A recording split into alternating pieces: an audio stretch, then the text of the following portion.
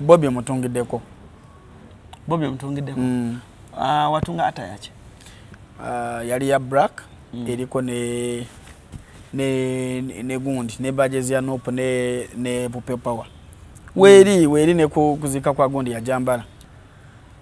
Asasula bulungi nnyo. Wamufuna obaye yakubira. Nzina munonya. Tinyine namba ye. Wabula nafuna omwana omwali ku kitebe. Oyambaza ku bagole. Sibabala. Gwa yambaza Honorable Nyanzi. Kukolobwe. Nje nabambaza. Gwa tungweza abagole. Engoye ezimu zaali zange, sijagamba nti zonna zaali zange, n'engoye endala zaali z'aba designers abalala. Nga bagamba nti omulumo gw'okutunga gwa abantu abatasoma. Nenga nze ngamba nedda n'oba wasoma oba tewasoma guno omulimu gusobola kufuula kyoli. Kuba kwagala. Bw'oyagala ekintu osobola kikola kyonna, kifuula kyonna ky'oyagala. Nangamba tulina sente zitusinze ku simu yo eza ataya ya Mickey Wine naye kola balance tugenda mukola ki tugenda mukuwa ngati munaku ntono zino kati nengamba omuntu okuwa emitwalo 4 ate nakugamba balance agenda mukuwa tegwe mukugikola wagikola mulongo omanyi nti ogikoze ejja trendinga kigugateko. Nalaba Bobi Wine nali nkuta akaveera mu ngalo kaava mu ngalo ne kagwa wansi. Wano ku Hasi Beauty Parlor tuli bakafulu mu kulabirira n'okuyoyota ensusu. Tukola facial ne tukupepeta ka face ne kawawera nga aka baby. Tusiba n'okola enviiri mu buli musono songa mu kukola pedicure ne manicure tuwekansa. Tusala enviiri mu buli musono ate bwe kituuka mu kukola makeup tetumanyiyo mulala. Tuli muyenga ku Tank Hill Road okulira na Italian Supermarket mu basement. Esimu tuli ku noti 72 682 953. Teweerabira saluni egenda okujjayo bulungi bwo n'ekitiibwa kyo ye Hasi Beauty Parlor,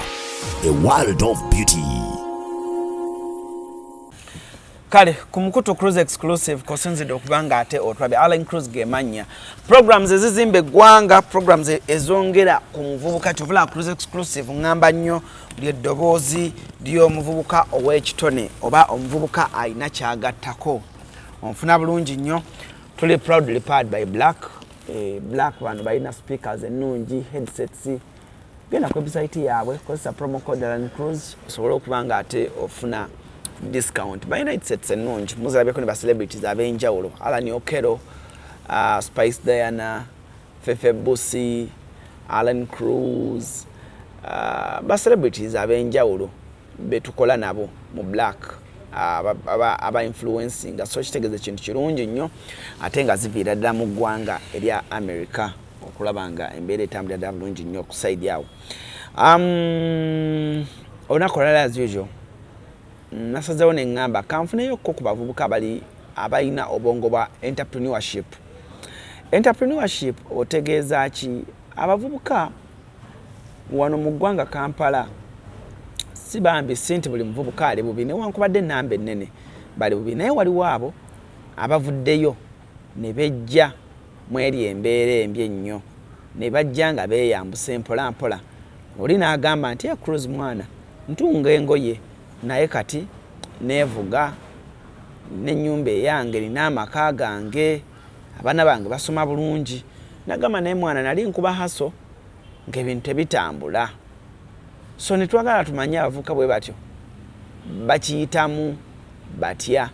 era embeera eyo bagikoze batya bw'okubanga bagivunuka. Oyinza okuba otunga nawe ng'omanye ekyalaani naye ng'ebintu byekutte ng'olaba tebitambula. Yigira ku bano banno abakoze obulungi. Tulina abasajja nga Knit Fashions gwe nina olunaku olwaleero atungidde abasajja nga ba Bobi Wine kitegedde President Robert Kyagulanyi Sentamu amutungidde ku ngoye atungidde agenda batulira bonna bazze nga atungira oba oliawo olabye ebifaananyi ebyo ku internet naye nga tomanyi nakumanya nti yali emabega w'omulimu ogwo. Olunaku olwaleero osanga naawe oyinza otandika omwesiga. ALLANCRUZ gemanya CRUZ exclusive gwe mukutu. Sanyisa okulaba ssebo. Sanyisa okusanga Alani. Oli otya? Ndi bulungi oli otya ssebo? Ndi bulungi. Obulamu bugamba ki? Obulamu si bubi okutwaliza awamu bulungi. Knit Fashions. Ye brand yange ejo tukozesa. Bakafulu abatunzi abatula ku kyalaani ne basobola okuyoyotera olugoye ne luvaayo nga kyobadde tosuubira ne kivaayo bulungi nnyo. Ivan. Oli bulungi. Ndi bulungi nnyo ssebo. Ekyalaani okifunyeemu? Nkifunyeemu okusinziira ku age yange gye ndiko. Ndowooza buli muvubuka yenna yandyetaaze okutwala obudde ng'akola ekintu n'atapapa nti nze njagala kino mu budde obutono. Abasinga abavubuka bwe obuzibu bwe bafuna. Muvubuka omusanga nti yakatandika okukola naye nga mu myezi emitono oba mu myaka 2 emeka n'ayagala akole kino akole ebintu omuntu bye yakolera mu budde bungi mu myaka nga 10. Omulimu gw'okutunga guno abasinga abaana bagugendamu ng'emisomo giremye oba n'abazadde balowooza omwana olina musindika nga gulemye. Era ffe twakula ku kyalo okwo ku kyalo kyo twakulira nga kuliko omukyala bamukazaako lya mukomba wuzi anti bakomba wuzi nassaamu. So gye gimu ku mirimu oba oli awo avuka gye banyooma naye ng'oba oli awo emirimu egyo egy'emikono misaale nnyo naddala. Naye njagala otubuulire omulimu guno mwe n'okwambaza ba celebrities be mwambaza mwe marketinzeeyo mutya ye munnange gwe watandikira wa? Gwe watandikira ku lubalaza ng'abalala be tulaba oba gwe maama yakuwa capital era gwe ekintu ky'okijja wa? Kati nze nyinza okuba njawukana ku bebawa capital oba kubatandikira ku lubalaza. Nze okutandikwa kwange natandikira waffe mu kyalo ewa muzeeyi wange mu nyumba ye mu nju munda. Ala byali si byangu. So era nga ntungira abaana b'amasomero ntunga obuyunifomu naye nga nali ku kyalo waffe Embalala waliyo ekyalo eyo bakiyita Lugarama. So nagenda nga nenkola engoye nentwala ku kyalo nentunda abantu ne bazaagala. Kati mu kiseera ekyo olunaku lumu nali ngenze mu katale we nagulanga engoye ezimu zentungira abantu b'okukyalo awo. We nasanga omukazi yali yakajjanga mupya mu kitundu we nali mu katawonako we nali ngenda okugula engoye. Omukyalo oyo ne mutuukirira ne musaba omulimu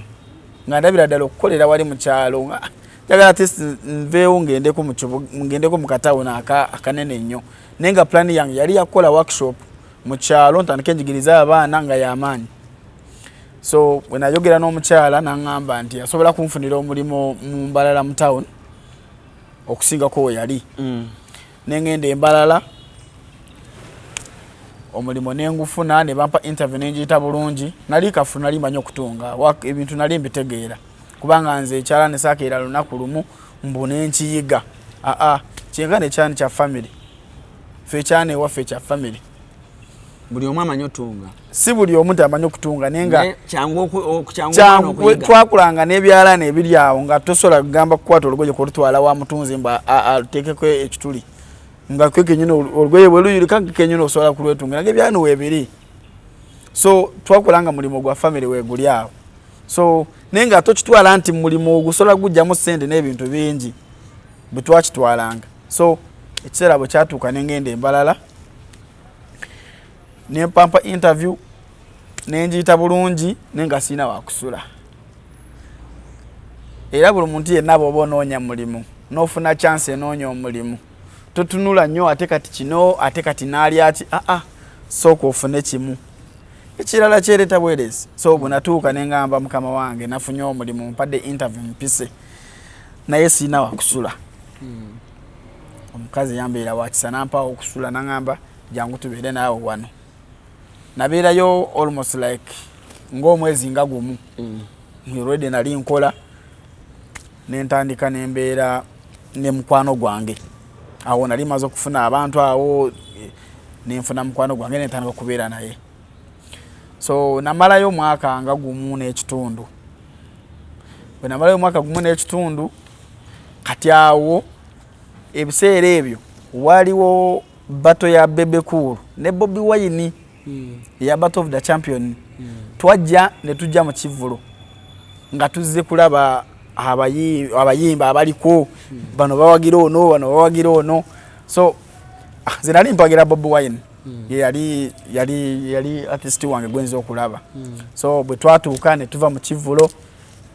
so ne twagala tambulemu ekitundu tulabe Kampala efaanana etya Kampala eri etya gwe gwoli mulundu gwange ogusooka okujja e Kampala. So bwe twatuuka ne tugamba eno batungirayo eno mu Kiyembe bakolayo eno bagundi bakolerayo waliyo factories biki. So ne tugenda twagala tulabe ebitundu bibeera bitya. Bwe kibaawo nfuna chance ejja Kampala ntandikirawa. Kubanze ekirooto ekyange kyali kyakufuuka omutunzi atungira abaserebu. Kikyali ekirooto kyange nti nsobola otunga olugoye nkya ne ndulaba ku internet nga lutrendinga nga nze nalukoze. Kikyali ekirooto kyange. N'ekirala nga nsobola okukola engoye nenzifulumya bweru nengisportinga bweru Dubai Rwanda wanga byenjagala nga njagala kukola nfuuko nga bagamba nti omulimo gw'okutunga gw'abantu abatasoma. Nenga nze ngamba nedda n'oba wasoma oba tewasoma guno omulimo gusobola kufuula kyoli kuba kwagala bw'oyagala ekintu osobola kikola kyonna kifuula kyonna ky'oyagala. So ne tutambulamu ne tulabalaba bye twalabalabako ne tudda Embalala saatuula. Nasigala nga ndowooza Kampala nga buli bwe neebaka ndowooza Kampala buli bwe nzuuka ndowooza Kampala. So mu baana be twalikola nabo Embalala waliwo omusajja ali amanye eno Embalala nnyo eno Kampala ng'ayagala kudda eno okukolerayo yali yakolerayokko. So ne tumwesibako twalika abaana like nga basatu naye nga abamu baalemerwa abamu ne baddayo olw'okubanga bw'oba oyingidde mu kitundu ebintu tebiba byangu. Olyawo ng'owulira teweefiiringa oyagala kudda ewammwe. So abamu baalemererwa ne basobola okuddayo naye nze nensigala n'omusajja oyo teyampisa bubi naye twarentinga ennyumba nga nze ennyumba ngisasula buli wiiki $5,000. So nga ate kyenkana obusente bwonna bwe nafunanga kuba twali mu factory nga tukola ne babasasula piecework. Nendaba nga kinkoseza okukola sente n'osasula oli ng'olwedde n'ennyumba sente ezo teziweza tuli mu buyumba bwa sente ntono naye n'oguma n'ogamba no kansooka emanyiire wano nja kuvaawo. Era kiringa nga bano abaana abamu abava wano ne bagenda e Bulaaya era nkimanyi nabo batandikira ku hasoringa tebiba byangu. So ne tumalako akaddaawo ne tumanyiira bwe twamanyiira nasobola abaana abo abaalemererwa embeera yali enzibu nga bazzeeyo Embalala nasobola okubazza wano kubanga be bantu bange be nali mmanyi nga nsobola okubeera nabo. So nasobola obazza bali baana babiri nenfuna room nenfuna ennyumba netandika okusulamu abaana basatu ng'era tugenda ku workshop eyo ne tukola ne tudda ewaka. So butwamalako akaseera katono naye nga tulina ebirooto bingi. Ono alina ebirooto by'okuzimba ennyumba e Kampala, ono alina ebirooto by'okuzimba ewaabwe, ono alina ebirooto by'okuzimbira maama we, ono alina ebirooto by'okwevuga. Tulina ebirooto biyitirivu nnyo. Naye nga ffenna abalina ebirooto abalala baalemererwa abalala ne bagwamu amaanyi. Naye nga waliwo vidiyo emu nali ntera kugiraba nga Bobi Wine agamba nti embeera gwagicreatinga era n'agamba nti bw'oba oli boxer omuntu gwe bakubye n'agwa n'asituka aba taluuzinze. Kati bingi ebyatulimu essaawa eyo ng'abantu abasinga batulabanga abantu bano abaana bazze Kampala kwejija kukola awo bakolera eri. So natwala obudde omulundu gumu nengenda side ze Nakawa mu katale. Kati ngeyo waggulu waliyo abantu baali batunga. Ndi mu Kampala of course ndi mukola mpise bakwano bange tuli Kampala tukola tulina we tusula. Kati nze natanga akadde nenjagala ntambule ndabe wano wali watya nga planning olunaku lumunve wano bankozeseza ntandike kwekozesa. So when agenda Nakawa mu katale nensangayo abantu abatunga eyo balinga like rooms nga 2-3 nenjugira n'omukyala nambuulira wano bakola bwe bati ne bwe bati. So nefune namba ye. Kati mu kiseera ekyo nali mugambye ntunga kino nga newanise nnyo n'ebyesikola. Kati omukazi n'agenda n'anfunira omulimu nga gwa Kololo SS nga nja bakolera uniform zibiki nengendayo. Bwe nagendayo nagenda nga nyambadde bulungi nnyo nga ne smarties ne tukayo omusajja n'andaba bwe yandaba yambuuza ng'oli smart nnyo ne mugamba nti nkola kino n'agamba okay omulimu n'agumpa bwe yagumpa ne mala okukola ne ntwala ebintu ebyo nenga omuwendo gwe nali nnina okumuwa tegwawera era n'agamba no omuwendo gwe nali nnina bwe mbadde njagala gwe guno kati bwe mpadde guno kati tuguteeka ku pending nja kuba nkugamba ogumalirize kyampisa bubi kubanga emirimu eyo gye nali nkoze gyalinga kaputunga kati ezaali sigadde emirimu gyali sigaddeyo product yali asigaddeyo ku mudelivaringa ge gaali amagoba ekinduma anti olwa time mubaali babyagalira ya kati bye natwala nga byebagalira mu budde obwo era nekinduma nnyo ne ngamba no next time kubanga yambuuza olw'engeri gye nali ndabyemu ekifo n'engeri gye nali ndabyemu engeri gy'anyanirizamu nampa omulimu saasobola kwewa budde bumala wabula nayagala ngamba oli asanyuke nfune obudde mufunireyo obudde obumala kati yankubira esimu nangamba ebintu biriwa naye mugamba ebintu biri lwedde kandeete nendelivaliingako ekitundu nensobola obimwa naye singa neewereza obudde nemugamba ntukole bwe tuti yali agenda kumpuliriza naye nze nganze ku saidi yange obuzibu gye bwajjira nti saasobola kwewa budde bumala oba naye okumugamba nti nyina obudde obukola ki obumala so bw'oba oli eyo ng'olina omulimu gw'okola naddala guno ogw'emikono tukozesa amazima kubanga olwo olunaku olwo nafiirwa sente nnyingi ezo nandibadde ngamba kuba nali mpulaani nze bwe nfuna zino nyina okukola kino ekintu ne kiyiika kati eyo ovaayo eyo nenvaayo kati ne tudda ku workshop awo bwe twali ku workshop nga tukola ne tufuna deal nga evudde omuntu ng'ali bweru n'atugamba tugende Kenya tukole tugenda kumalayo emyezi 3 era ne tugenda e Kenya ne tumalayo almost like emyezi gyalinga 3 awo era twagenderamu era simanyi na saategeera bulungi na Kenya kuba twakolera munda muli mu factory ne baddamu ne batuzza ne tugendayo e Rwanda ne tukola naye ne tudda so nagenda okulaba nga omulimu gwange mulungi ntambulako nenfuluma mu ggwanga nga ndabira ddala kyenandibadde njagala nkifunye so omulimu omulala gwe nafuna era negundeetera okulowooza endowooza kati gye ntambulirako n'endowooza yange ya okugenda Tanzania twagenda e Tanzania twalinga abaana balinga 10 era nze nali mutwe so bwe twatuukayo omusajja n'atuwa emirimu ne tukola nenga buli kyabakola atunulira nnyo nze ng'alabira ddala nti teyandibadde ayagala nze akirina so bwe nakolayo emyezi gyalinga almost like omwezi nga gumu nenfuna ekirowoozo nga ndi mu baana beeyo abamu bali mu towns we twabeeranga bayitangayo Bukoba Tanzania so mu town omwo mwali bengamu ba fashion designers oyita ku dduuka nosanga abaana bakola batimbye ebintu byabwe kati bwe natuukawo ekirooto kyange kinali njagala okukola mu maaso eyo kye we nalaba ng'omuntu akikola nentuukako wali bw'otuuka e Bukoba olulimi lwe boogera lwagala kukwatagana n'olunyankole baluyita luhaya kati nze kyanyanguyira nnyo okuconnectinga n'abo abaali bamanyi oluhaya so nenjogera nabo netunyumya nentakotanyi bwe nabeeranga eringa tuli free kubanga olunaku lwa Sunday twabeeranga free kati nze wiiki za Sunday zonna nazimaliranga awo mubakwano byange ne bambulira nendaba engeri gye bakolamu ekintu kyabwe so neŋŋamba no ne baŋŋamba bw'oba oyagala kufuuka kyoli weefasa abantu boolaba nga balina ki ky'oyina kati nembalabalamu nze ekirooto kyange kukolera basireebu kufuna ssente kugamba kutuusa ebirooto byange byenjagala nti ntuuke wano nkolere ono ofune ne market ennene kubanga tusobola kukolera abantu abalina numbers n'obula market n'obula abantu bangi so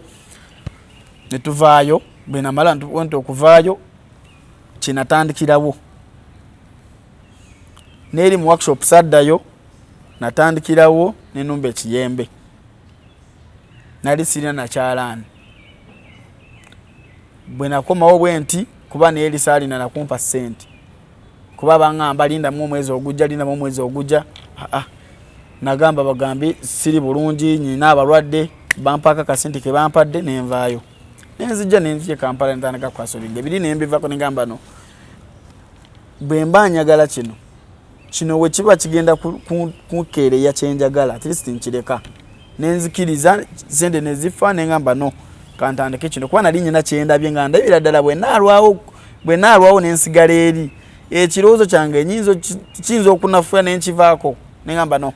kino si kyakisobola kankole ki kankireke. Esi mukasya kano kankwanjulya emamiga gy'ekisi abakola emiramu education gadgets zonna mu Uganda balina tablets z'abaana zonna mu bikanga Yamusanga, Apple, Oligimo ate nga balina n'esiina keyboard. Balina ebimotoka by'abaana, ebimundu, eshaawa, bags z'abaana, bottles, container ng'ogasseko ne building blocks. Balina headsets z'abaana, balina smart watch zonna ate nga ziri Oligino. Balina wireless charger ate nga basisinkanibwa wali ku Pioneer Mall edduka li PA11 ate ng'osobola bakubira ku 0703-69-69-04. Gambye ekikwasagana ne education gadgets zonna oyina kwekwata mami gadgets kubanga yasinga.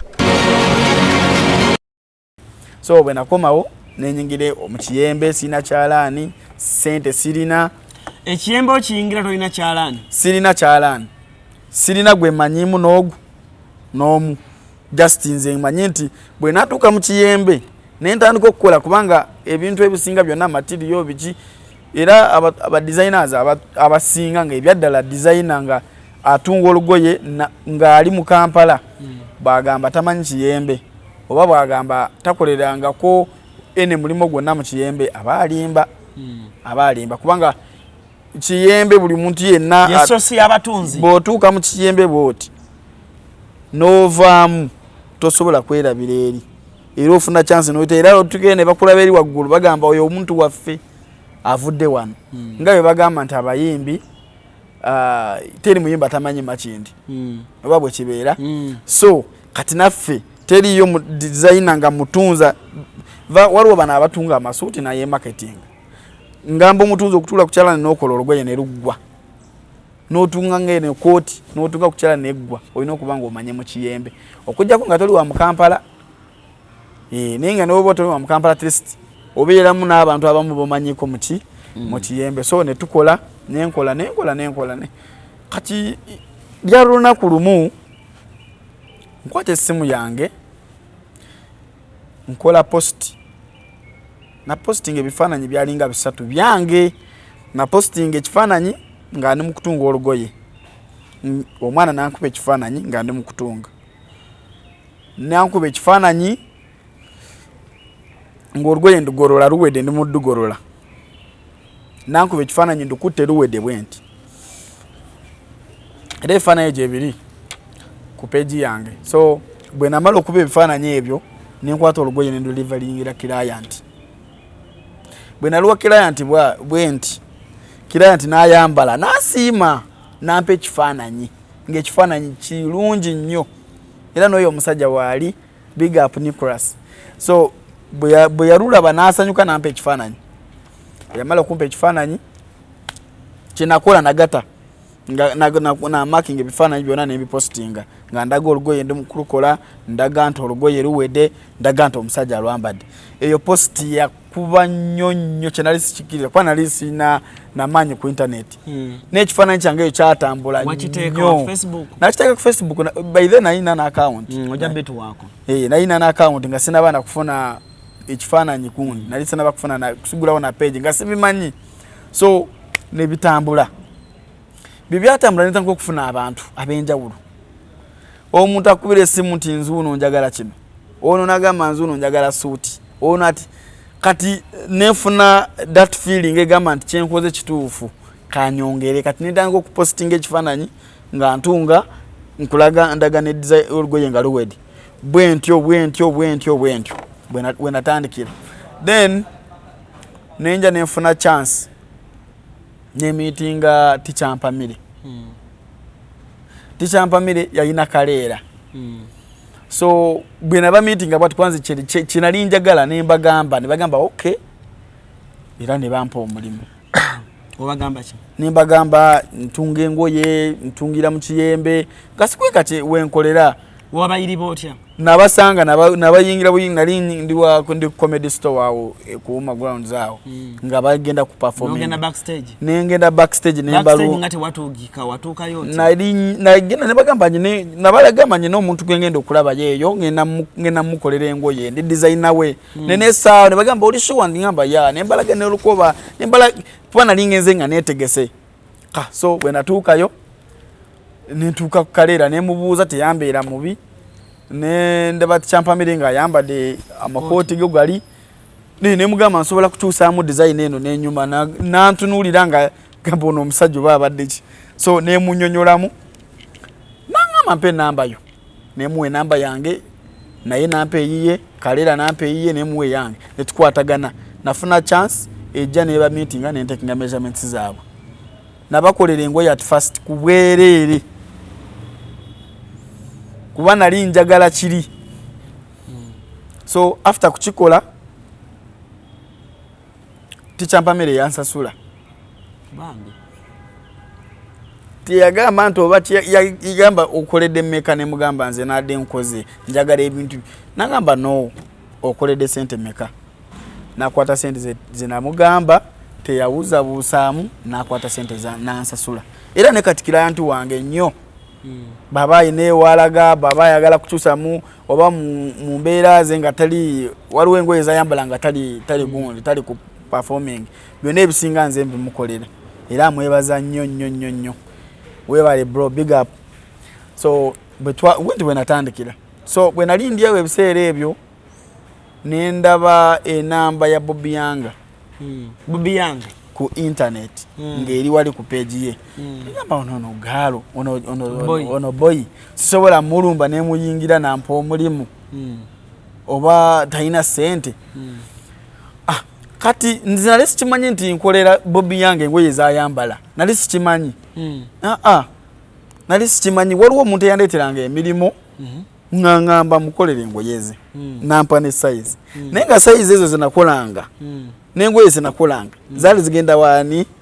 Bobi Yanga n'abaana abamu munupu mu struggle ngamba nenga simanyi so nengenda nangamba nsanga encha ku kitebe ogenda omutuukako nga outfit gye nakola ate nga ajambadde nemugamba sebo kiki yes outfit gye yambadde nze nagikola nangamba oli sure nti ndi sure nti kugambe size zo nengamba size zo nzina nagamba okakasa nemulaga nga kubanga nalinye n'enkola yange nga bwemba nkukola ekintu nsooka kukuba kifaananyi ndukwata luwedde bwentyo kati nemugirayo ekifaananyi nemugamba wano nga ndisala wano nga ndukola wano nga luwedde nagenda okulaba nga ebyaddala design gyayambadde koona akagiriko konna nze nagikola immediately ya swappingirawo najja wange nagamba katugenda kukola kana wamu genda onkolere designs bbiri tukole so kinakola bwaba vale music mugamba ajja wano ku Landstar so kinakola nali nyino okugenda kukola engoyeze naye yampako kasente katono egamba nja kuwa kasente katono sirina sente ndi ghetto youth ne mugamba ojja kuyiya mpola mpala tofaayo nagamba naye kyoba omanyi ojja kukola ki ojja kunfunamu twatinga time ne tukola nenkola engoye nenzitwala ku kitebe nemusangawo by then asangako ne Bobi Wine so nemuwe engoye ze nazamba ne Bobi yalina Bobi yali afuluma yenga Bobi Yanga yakyali munda so nenjogerako ne President Bobi Wine bwenamala nenyengera munda ne meetinga mwayogera bigambo ki ani ne Bobi first time okumulaba Bobi Wine nange wasooka okumulaba nali nkutte engoye za Bobi Yanga nga nyingira ku kitebe biseera bali bakyali ekamoki nalaba Bobi Wine nali nkutte akaveera mu ngalo kaguva mu ngalo ne kagwa wansi simanyi kwe kyava naye engoye zanva mu ngalo mu kaveera ke nali nkutte ne kagwa wansi era nenzijjako masanyalaze era bandoza masanyalaze era nenzijjako nambuuzaako n'owa boda wange gwe nali nina n'atubuuzaako nnyonyo yali ku bwangu naye n'ayimirira n'atubuuzaako yalinamu Nubianli n'atubuuzaako nnyo n'agamba muzze wano ne tuyingira n'emitinga Bobi Young nemuwa engoye n'azambala nali sinaba kuva ku kitebe nga ngenda wenkolera nakubiddwa amasimu nga noonera n'essimu y'okukwata n'embula ng'abantu baagala ku miitinga baagala mbakolera engoye baagala mbakolera amasuuti baagala mbakolera ebintu bingi na miitinga abamu bakubanga essimu n'owulira nga essimu eno teri mu mbeera nnungi era n'ogamba jangu onsange wano wenkolera bonna nga bakubira after kulaba Bobi Young. Yes, abasinga bonna bali banuupu of course sijja kulima nti omuntu akubira nga agoberera Bobi Young nga tali wanuupu n'owaba tali wanuupu n'akugamba nti ndi wanuupu tasobola. So Bobi Young yampostinga n'engenda n'emitinga abamu n'emitingiramu awo basami ba The Mighty Family nabo bampa ssente nyingi nalamuza nabo tebagamba mba batukuba obwezi tebansasula bagamba oli waffe tujja kuwagira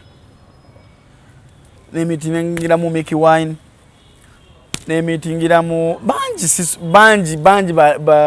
bangi ba celebrities benkoledde engoye bangi bena meeting ebiseera ebyo bayitirivu nnyo mu kusooka nabeera n'okutya kungi okumiitinga omuntu obeeramu neffiya naye nga ojja n'okimanyiira era munange tobeerangako awo n'omiitinga omuntu nga omulaba nga celebrity n'obeeramu neffiya n'olowooza ojja kusigala nayo just kiba kitandika butandisi obeera olina okugivaamu eyo naawe ofune ku masanyalaze ago so bwentyo bwetyo olugendo lwange lwenze ntambula mpola mpola. Bobi omutungiddeko watunga ata yaki yali ya black eriko ne gundi ne badges ya nope ne pupe power weri ne kuzika kwa gundi ya jambala kuzika kwa nini kwa Jory rest in peace Jory yeah kyawulirika kitya era olunaku olwo okutungira Bobi kyali kitya ani akuwadde iru Bobi oyo muntu mulungi ate awa ssente tagama mbu kiba kyakuwa ssente asasula bulungi nnyo gwamufuna oba ye yakubira nze namunoonya kati omunoonya omunoonya otya oye abantu bebaagala omumanya kuba munene nnyo tafunika wakuba simu asaakuba simu era kijja kulima nti nyine namba ye wabula nafuna omwana omwali ku kitebe Kavuma nangamba jangu ku kitebe waliwo akwetaaga oyo jamusidika duma mbeereddewo nnyo bakona leba abasinga yabankonektinzeeko bangi nantwalira omusajja ali mu ofiisi nagamba omusajja wuuyo waye tomanyi gogenda sinkana nali sikimanyi nagamba omusajja wuuyo nagamba yagala ataya mupume ye nenjogera naye nanyukaminga bulungi nali namu neffiya nagamba nono totya beera mugumu totya feel free taking measurements ze nenkola era delivering nenga ate mu delivering sada mulaba sada mulaba na delivering nagenda okulaba nga ayambadde nange nemanya nti muli mu mutima gwange nengamba kirulika kityo okubanga oli mutunzi n'otunga olugoye kati n'olaba kati ngambe nga Bobi nga alwambadde ayambadde piisi gye wakoze buli mutunzi yenna kyeyandyagadde akole olugoye alulabe nga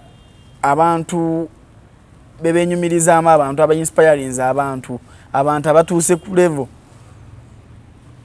ekuwa ekyokukola nti bw'okola kino kikuwa kino kale naddala abantu abali mu limelight buli mutunzi yenna ng'ayagala kugamba nti ndi mutunzi kyeyandyagadde ala nekiruma naddala kati ngaffe abatunzi ogenda n'osanga omuntu ali ku lubalaza atungiddewo emyaka 2 ayambala saati emu ayambala mpale emu ali wamu akola ne kati gwe nakulaba nga oluusi okulidaawo mwe bagamba mwe banamwe muve wano ninagenda okulaba nti naawe kenyini otunga era oluusi nga wagenda nga okuyiga ekyani nga akulaba ninagenda okulaba nga ate oli mu mawulire oli ku TV bakolera obulango oyambaza abantu ngaabo kimwewuunya era yengayo omuntu abantu abamu owulira bagamba nti abantu bamera entondo beba abantu abo kiruma abantu kiruma buli omu yenna yandyagadde naddala nga abantu abalina abaana nga bagala kuyiga ekyalaani yandyagadde omwana obayiga ekyalaani amulabe ku level etungira ku bantu abali mu limelight etungira nga Alani tajja kutuuka ku TV nga yamba no batakumentioninze omuntu abasinga kye baagala ne kati gwe oluusi owa naye muntu Engoye tofuddeyo bakumentioninga n'ogenda okulaba nga akumentioninga akolera advert akolera buli kimu ebintu by'otasuubira ate nga akuwadde ne ssente kubanga story eno yansesa nnyo neera nasanyuka mu mutima ningamba naye nzaani story eno eya Mickey Wine eno shoye gye yalina eyatusaabale Mickey Wine ukosi twali twogera nga amukolera Engoye nemukubira essimu nga nyina idea emukolera outfit eya shoye nemugamba bro kuba tweyita bro nimugamba bro nyinayo ataya jenjagala kukolera ku shoyo ejja kuba yakabi nagamba gwe nobo batoyogedde kiwedde nizinga amanyi nti engeri gye mugambyemu era nze mu mutima gwange nali ngenda mukolera bwerere nali sikibaze nti ajja kumpa na sente so namugamba kawo nga bakatandika okulanga show ng'obudde bukyali waliyo emyezi ng'ebiri so omwezi gumu ne gugwako nankubira esimu nangamba eyo ataya nyina ogifuna nga wabulayo weeks nga 2 mbeere sure nti weeri bw'oba toyina sente mbuulira nkuwe sente kubanze nkwesiga nemugamba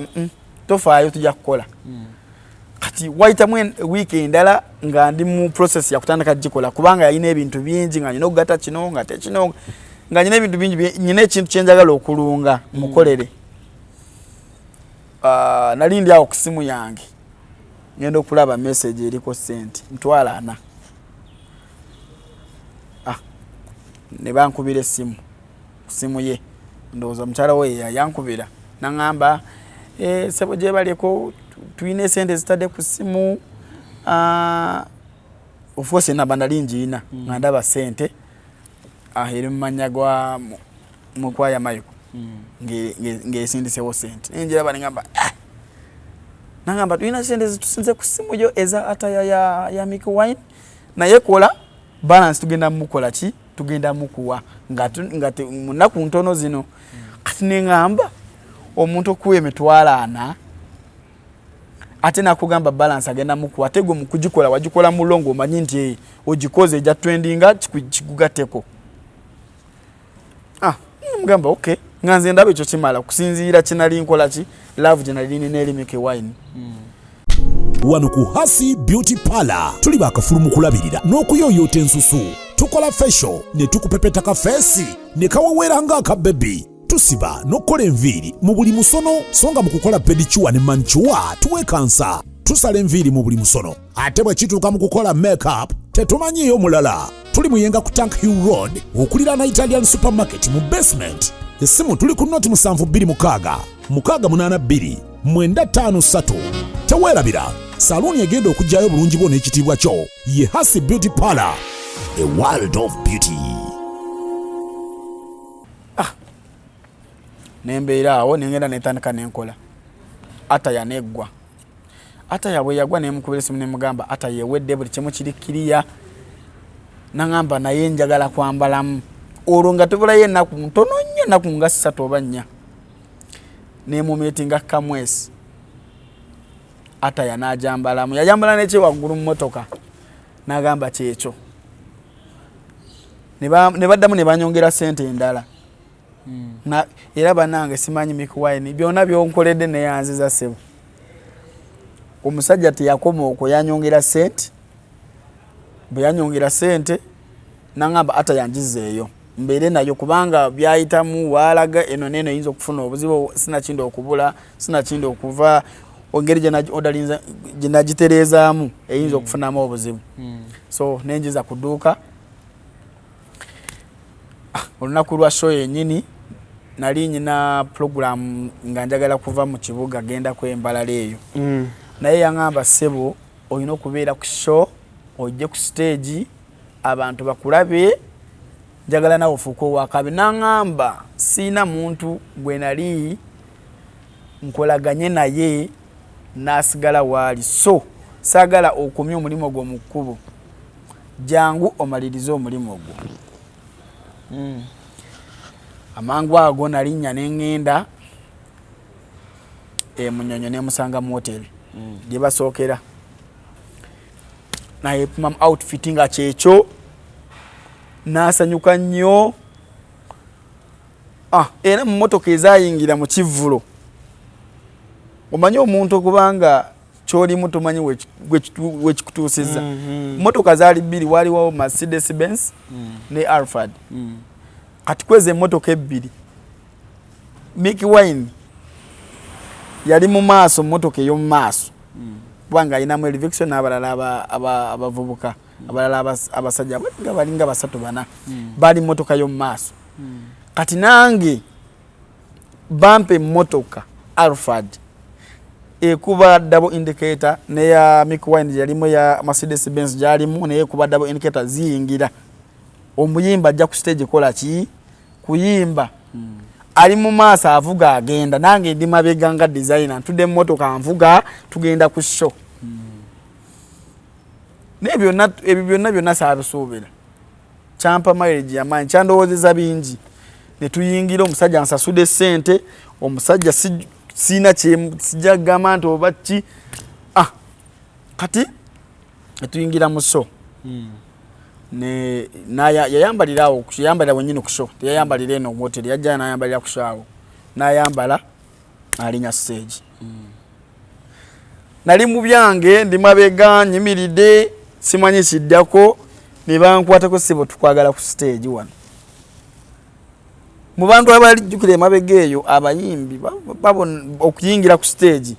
naddala enamba eba eyagala okuyimba banyingi naye nze omukulu yali ku stage ne baŋŋamba jangu oteleezeeko ku mukulu ali ku stage ayagala omutereezeeko kubanga nakola outfit ng'eri 2-in-1 outfit Mick Wine yayimbiramu nga atuuka bw'ati era gye outfit gye yayambala yokka gwe wagikola yes nze nagikola era nyina ne behind the scenes nga ngikola kuba namanya nti abantu abamu bagenda kukola ki bagenda kikosanga emantu bagamba afa bakoze kati eluusi ebintu ebimu osigala nabyo. Wow. Yeah, so big up to you Mick Wine. Big up to you my bro. So bwena maliriza nga tuvudde ku show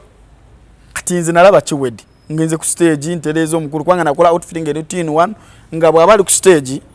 nyina okugenda outfits tudemu tugikyuse tugijjeko ebimu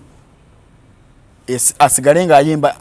alabye esoose bw'alaba ey'okubiri ayinza olowooza kirabika ayambadde endala naye yali 2-in-1 nga ojjako n'olekako n'etambula n'asigala nga ayimba so bwe nava ku stage bwe nti nze nategeera nti biwedde nenvaawo nengenda neninya nengenda kati bwe nagenda ngenda okundi ku boda nankole simukulu olazeewa mbadde manyi okyali wano ng'odduka mangu ngamba mbadde manyi kiwedde nagamba okay tujja kuba twogera naye weebale nebiggwa so nga tuli mu hoteli nga ali mu kwepima mu ngoye waliwo engoye ze nali ndabako awo nengamba zino engoye ndabako brand y'omu ku bantu betuli mu industry y'emu naye sibifaako kati bwe twamala ku show neggwa nga lunaku lulala kubanga show yaliko lwa mukaga then lunaku lwa Sunday nali nkubidde Mick Wine kumwebaza nga amaze okumentioninga ampostinze so nemukubira essimu nga ndi mukumwebaza nangamba okimanyi waliwo abantu abandeetedde engoye nga bampadde ne ssente n'esaaza mbadde mugamba ayisuwa nagamba gw'oli musajja wa mukisa nnyo pulira bampadde engoye ne bampeerako ne ssente ne bangulako n'emmeeza ne bakola ki engoye ezo saasobodde kola ki kuzambala so webale nnyo okunyambaza gwe anti mbadde nnoonyaano ka vidiyo nange ngenda kukawaako Jose Miki eno negwe yali smart nnyo yali smart buli omu yenna kati wano eno nga tumaze nga tumaliriza okujja kweya waggulu ku side endala yaliko red kati ngenda ku stage nezijjako red banamala okujjako red kati nesigala nga eriko half red nga bogiraba njagala abantu balage vibe eno oh wow yeah gwe yali so beautiful kati eno ng'erijjudde bweti then nenjijjako eno ya red kuba nali mugambye bw'aba yinya ku stage mike erina okubeera wano kubanga nze nali manyibwa alina okuyingira ku stage alina okuyingira bwati mike eri mukono guno ali bwati kubanga yagenda okuyingira ku stage nga mike eri munda wa red nga terabika so bwatuuka ku stage omukono agugjeyo mike eveeyo ayimba bakube eno guno gwagikola tebakuyambako yadde Alan mwana ndi talented bino ebintu ndowooza tebiri mugamba kinaki n'ekikofiira gwakitunga byonna nze nabikola kati nzo nyamba zaako diboti nga Miki kola show luli wakola show naye sajja twali ku mikolo gya Nyanzi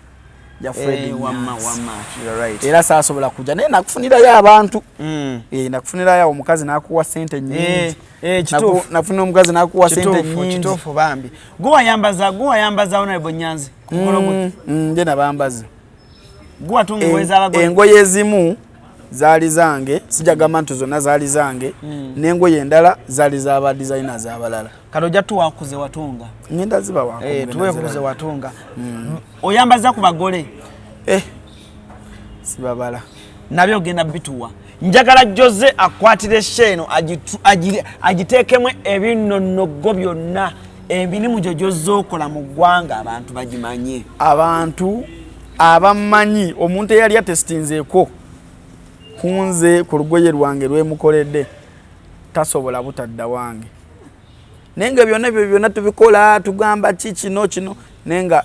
ensonga enkulu yonna endeetedde okusigala nga ntambula gabeera mazima Ivan olina amazima bambi bw'oba tolina amazima emirimu gino olina ogireka tolina giyingiramu nnyo kubanga abantu batusigamu ekintu ekigamba nti abatunzi abatunzi bw'omuwa olugoye bw'oba oluwaku lwagala lwa wiiki ejja olina omugamba nti ndwagala nkya akutambuze wiiki egenda okuggwako ng'olugoye okoze otya olufunye naye ekisinga obukulu ffe tukolera ku mazima bw'oba olina olugoye lwo lw'oyagala okumpa kasita onkubira ssimu nenkugamba tayimu nti eno kitwale tayimu gyemba nkugambye ebeera yeeyo tetuliimu kugamba nti omuntu omukolera olugoye ate omalirize nga akuwe sente nti omukolera olugoye ate omalirize nga tomukoledde mu butereevu bwakyo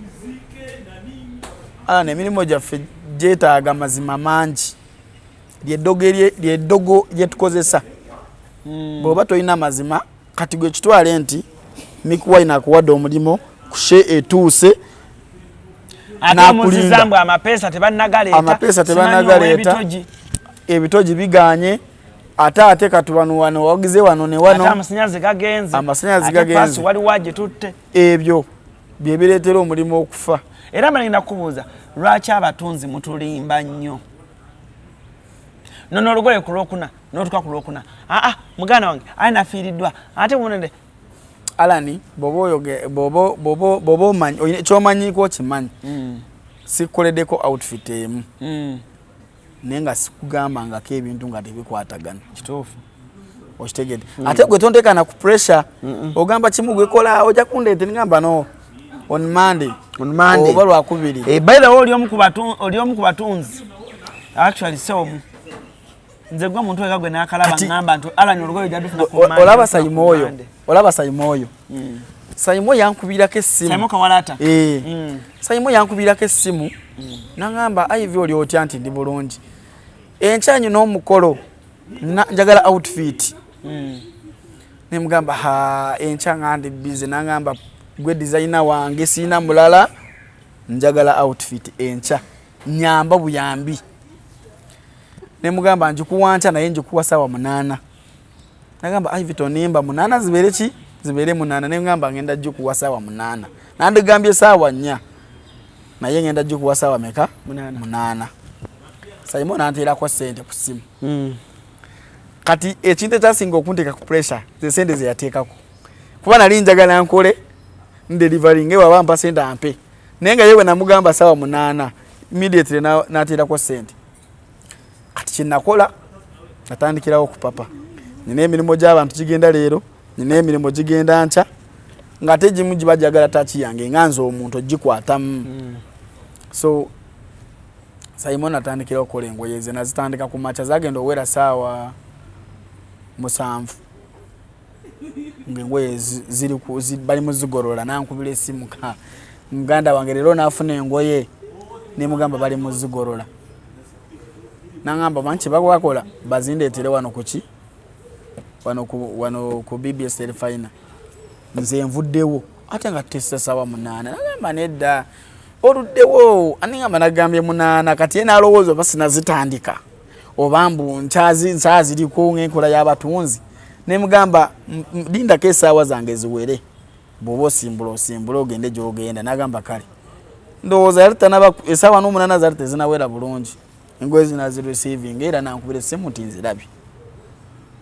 kati omuntu bakuwola ogwoye ne bwaba akukakasiza ate nolaba tosobola ate sizireke naye nze nakikolera Simon ngamba kino kyo kankireke zino engoye zono kanzipendinga emuko nolabira ddala nti bwozipendinga muko tezigenda kukosa oli n'oli naye obalaba nga omulimu tegukwatagana ng'olabira ddala kigenda kukosa engoye z'obadde oyina at least omuntu omugamba amazima n'akuwa obudde obumala kati awo njagala okukubuuliza Ivan nga tumaliriza omulimu guno gw'okutunga gukyusiza gutya obulamu bwo wajja otya ekampeera kati oli otya waliwo enjawulo y'amaanyi mu kujja nagambye twalimu abaana nga 3 nga tubeera mu nyumba nga tuli mu mbeera etali nnungi nga kati ndi bulungi sijja kugamba nti nzimbyemu zibangalo naye ndi muvubuka ateegomba opangisa sipangisa ng'ozije mu ngoye ndi mu ngoye sina mulumala gwenkola topangisa sipangisa wevuga kamotoka we kali tokalabye kenze na kamotoka kange by the way wali omuntu gwe nagamba nga ngamba kamotoka ke nagamba eyo motoka joyina ukaita kamotoka so emotoka yange nze naye endese wano era ngenda kuddayo nzire mukakalabye emirimu gy'abakama bange era kyovola banawe bade sijja abatakimanyi uniform gye munda bankoleramu buskiti obwo gye mugamba nti CRUZ ng'onyumira nnyo uniform Ivan ono yagitunga uniform eyo gye mulaba nyuma nnyo ne mga CRUZ ng'onyuma mu uniform Ivan ono bakugamba bangamba nyuma nnyo mu uniform era akabonera ke mulabako wanne ku taayi mulimu gwa Ivan ono so gwe content creator ng'oyagala okutungira costume naawe osobola omukubira saagala kuwanvuya nnyo interview eno but thank you so much for coming Ivan mwami weneyanza ku interview yo wano byonna byewandiyagadde osembyayo tuve wano ekyenjagala okusembyayo njagala balagirira wenkolera n'akanamba kange ak'essimu kabawe mangu obudde bw'oba oneetaaze osobola kujja wano ku Makai Plaza opposite Mukwano Mall ekizimbe egundi room number eri M3 171 tuli ku kubo kwennyini then enamba y'essimu eri 0750 93 56 26. Okay. Yeah. Kale tuyanza tuyanzenge. Kale ba. Thank you so much. Nawo omulabi atulabye okuva gye twatandikidde ng'olaba shene ekyina kyekuyambye kinene nnyo oba oli awo mu business gye wanjagadde okubanga okola ey'okutunga. ALLANCRUZ ge manya CRUZ exclusive gwe mukutu saagala kusukkako wano olunaku lwaleero. Thank you so much for supporting me. Ndi mukulwana omwaka guno mpeze ba subscribers 200. So ye goal gyendiko guno omwaka ku YouTube channel mwebali nyuma ideda for now saka kusuka kwano sibe bulungi mwera Esi mukasya kano kankwanjulya emamiga gy'ekisi abakulembera mu education gadgets zonna mu Uganda balina tablets z'abaana zonna mu bikanga Yamusanga Apple Origimo ate nga balina n'esina keyboard balina ebimotoka by'abaana ebimundu eshaawa bags z'abaana bottles container ng'ogasseko ne building blocks balina headsets z'abaana balina smart watch zonna ate nga ziri origino balina wireless charger ate nga basisinkanibwa wali ku Pioneer Mall edduka li PA11 ate ng'osobola bakubira ku 0703-69-69-04 gambye ekikwasagana ne education gadgets zonna oyina kwekwata mami gadgets kubanga yasinga. Wano ku Hasi Beauty Parlor tuli bakafulu mu kulabirira n'okuyoyota ensusu tukola facial ne tukupepeta ka face ne kawawera nga aka baby tusiba n'okola enviiri mu buli musono songa mu kukola pedicure ne manicure tuwekansa tusala enviiri mu buli musono ate bwe kituuka mu kukola makeup tetumanyiyo mulala tuli muyenga ku Tank Hill Road okulira na Italian supermarket mu basement esimu tuli ku noti 72 teweerabira saluni egenda okujjayo bulungi bwo n'ekitiibwa kyo ye Hasi Beauty Parlor, a world of beauty.